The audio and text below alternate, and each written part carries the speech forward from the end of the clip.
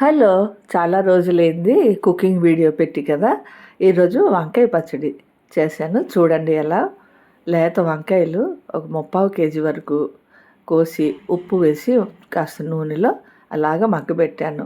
ఈ లోపల టమాటా, దేశీ టమాటాలు కదా! ఒక 5 కాస్త చింతపండు వేరేగుంచాను. ఇంకో ప్యాన్‌లో నూనె వేసి శనగపప్పు, మినపప్పు, ధనియాలు రోస్ట్‌గా వేపాను.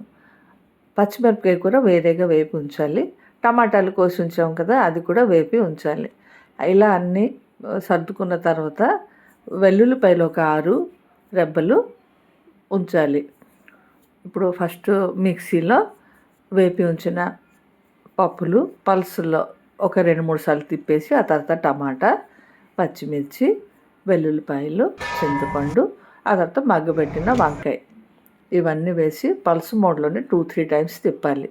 చక్కగా ఇంగువ, ఆవాలు, కరివేపాకు, పచ్చిమిర్చి, ఎండుమిర్చి తాలింపు పెట్టేసి ఈ వంకాయ పేస్ట్‌లా కూడా చేయకూడదు. వేసేసి 2 సార్లు తిప్పేసి దించేయాలి. వేడి అన్నంలో తింటే కలుపుకొని ఉంటుందండి. స్వర్గమే. ట్రై చేస్తారు కదా!